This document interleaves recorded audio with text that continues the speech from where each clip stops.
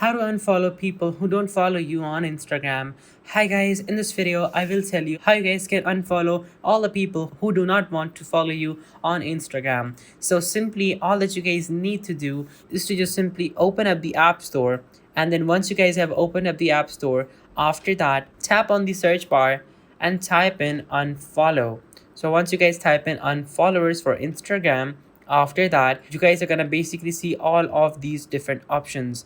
So now from over here, just simply download this application, which is Unfollow for Instagram. Now once you guys have this application, simply download this application, and what this application is gonna do is that it is gonna unfollow all the people who are not following you on Instagram, but you are following them. So this way, all of those people are gonna be removed from your followers list. So guys, that is how you guys can actually unfollow people on Instagram who don't follow you on Instagram.